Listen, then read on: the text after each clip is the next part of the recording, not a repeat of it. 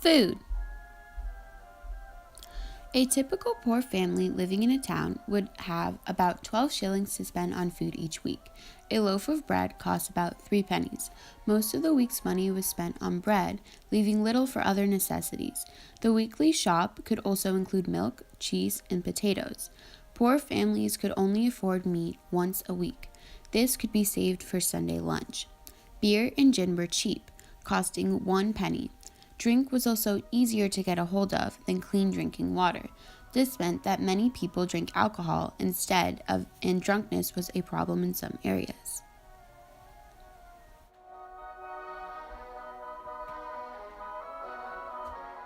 Meals for rich families were prepared and cooked by the servants in the kitchen. Food was cooked on a range and was served to a family in a dining room. Breakfast tended to be a large meal and would have included ham, eggs, bacon, bread, and fish. This was followed by a light lunch and afternoon tea. The evening meals was the main meal of the day and had different courses. Wealthy Victorian families would often throw large parties. They were extravagant affairs, and servants would spend all day preparing for meals. The Victorians were known for their desire to try new exotic foods. This was helped by the expansion of the British Empire. Ingredients in local dishes were imported from countries such as India and China.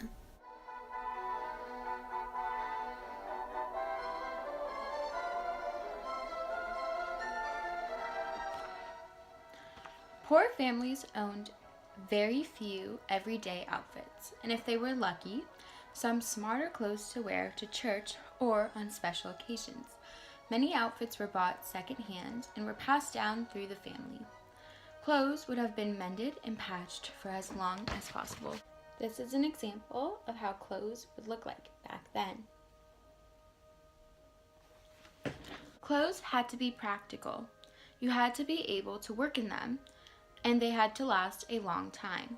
They were often made from wool or cotton, in dark colors as they were cheaper, and the dirt didn't show as much. Shoes also had to last a long time. Some people wore heavy boots with thick, hobbed nail soles. Women wore caps and bonnets, not just in respect, but also to keep their hair away from getting caught in machines and to fend off the dirt and head lice.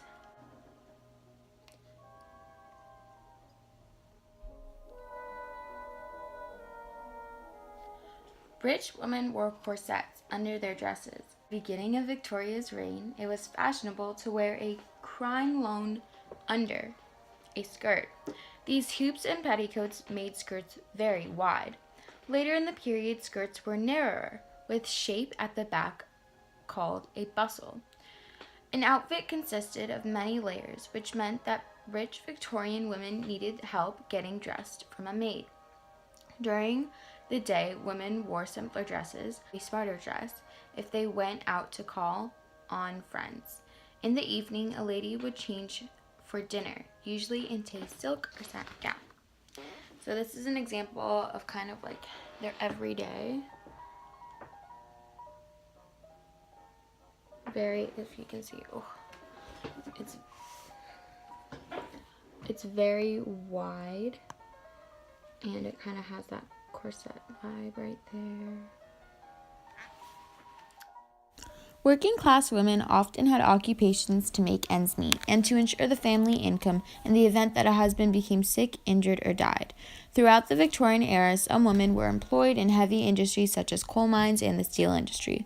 Although they were employed in fewer numbers as the Victorian era continued and the employment laws changed, they could still be found in certain roles.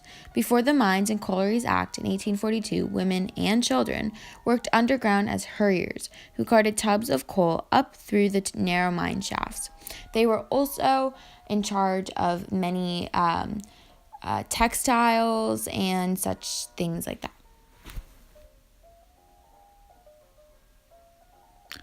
Victorian women were expected to run the house, manage the servants, be the best possible hostess, and raise the children. For the middle-class Victorian women, however, there was also plenty of time free for hobbies and entertainment. Crochet was first introduced in 1856 and was quick to become the most popular of all recreational games. Crochet involved using a mallet to hit a wooden ball through hoops embedded on the lawn. As it required skill as opposed to strength or technique, crochet quickly became a favorite for the Victorian women. Another popular recreational game was lawn tennis. This initially started as gently batting back and forth on a well-tended lawn. It became more competitive once the men started to take interest in it. The Victorian women also enjoyed reading novels and poetry, understandable, as many of the Victorian authors, such as the Bronte sisters, Oscar Wilde, Thomas Hardy, along with poets such as Alfred Tennyson and Robert Browning, produced works that were still considered to be the best in classical literature even today. Finally, there were the traditional handicrafts. Embroidery and scrapbooking were both popular pastimes, something that has been marked increasing in the recent years as well. Music and singing formed a large part of the Victorian women's entertainment. Young ladies were expected to perform at social gatherings and music evenings, while having a piano in your home was seen as a status symbol. But it wasn't just the piano women needed to learn. The violin was also seen as a popular instrument and choice too. A common misconception is that Victorian women were not educated. This is not true.